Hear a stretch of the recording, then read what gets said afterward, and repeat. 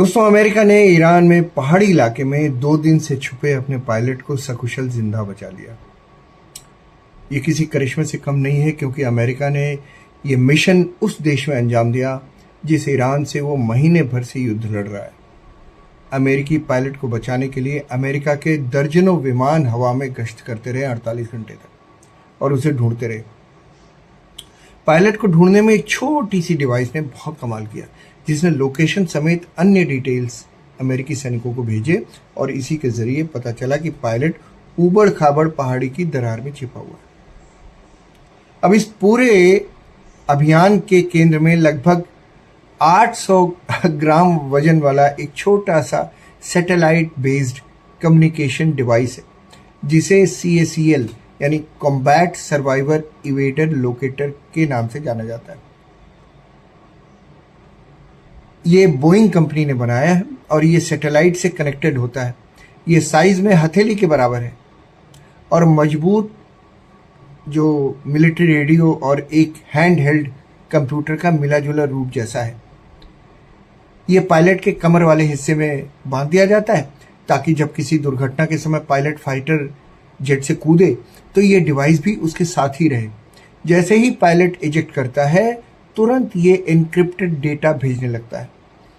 ये तेज frequency hopping signals का इस्तेमाल करके लगातार लोकेशन कोऑर्डिनेट्स और छोटे एन्क्रिप्टेड मैसेजेस भेजता रहता है, जिससे दुश्मन के इलेक्ट्रॉनिक वॉरफेयर सिस्टम के लिए इसका पता लगाना बेहद मुश्किल हो जाता है।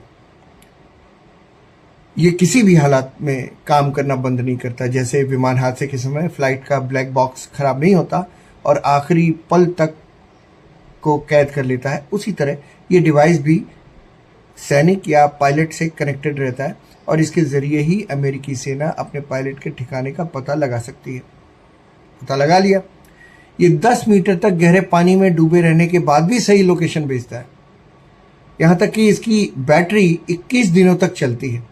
इसमें लगे एक बटन के जरिए पायलट या कोई सैनिक ये बता सकता है कि वो संकट में है, जिसके बाद उसे बचाने की प्रक्रिया की शुरुआत हो जाती है।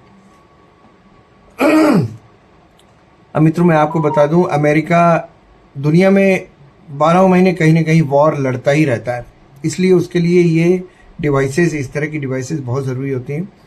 और आपको ये भी पता है कि अमेरिका का कोई भी सिटीजन या कोई भी सोल्जर अगर कहीं फंसा हुआ है तो वो पूरी ताकत लगा देता है उसको सकुशल बचाने के लिए।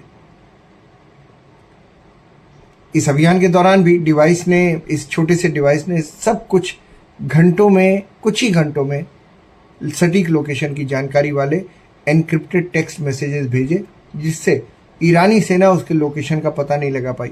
मतलब ऐसा सिस्टम है कि ईरानी सेना तो उसका लोकेशन नहीं पता लगा सकती, लेकिन अमेरिकन आर्मी को ये पता चल जाता है।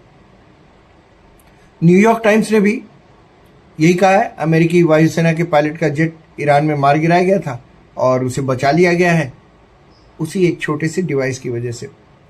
अब हुआ ये था कि जब वो पायलट गिरा, हवाई जहाज गिरा उसका और उसने इजेक्ट किया उससे, तो उससे बचने के लिए एक पहाड़ी दरार में छुप गया।